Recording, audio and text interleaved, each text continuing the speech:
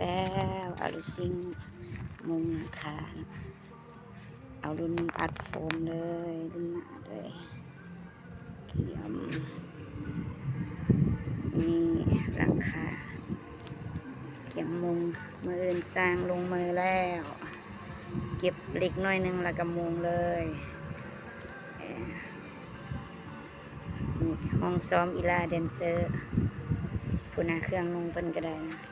ซักเต็มเครื่องอีลาแดนเซอร์อุปกรณ์เครื่องมือก่อสร้างเต็มหมดเลย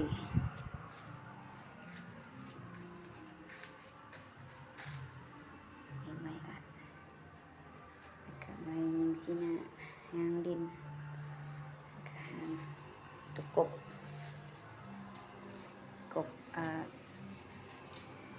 ดูซิ่งธรรมศาสตร์ทุ่งไร่ทุ่งนาลมเย็นสบายบ้านเฮาเป็นอย่างนี้แหละบ้านนอกบ้านนาพี่น้องเลย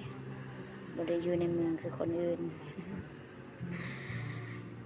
เก็บวิวงามๆมาให้เบิ่งงามคักนี่ได้ขี้ตุ่มจัดยามได้บ่นี่นะสิแล้วเห็นบ่นี่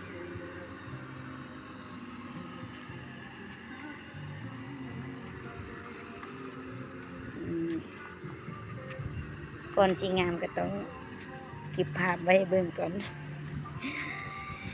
ชีวิตสู้สนไป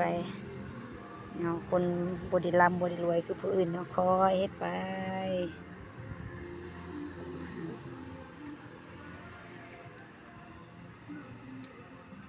ยามใดบ่นี้สิแล้วเนี่ยโอ้ยโบกก็บ่ทันได้โบกเทก็บ่ได้เทพุ่นน่ะ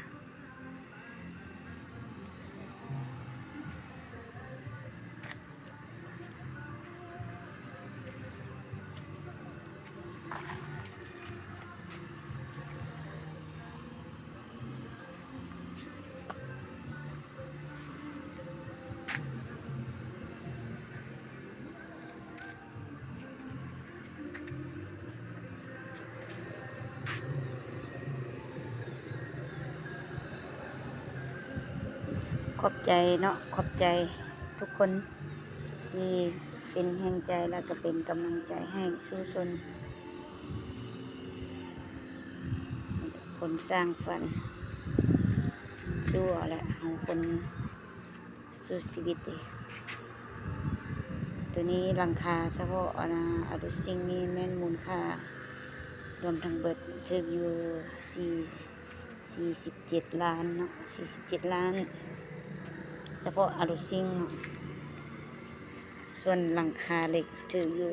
20 ล้านยังบ่ได้ไล่ค่าสร้างยังบ่ฮู้ว่าเพิ่นไล่มาเท่าใดบ๊ายบายทุกคนเด้อบรรยากาศทุ่งไร่ทุ่งนาค่อยค่ำ3-4 โมงแลง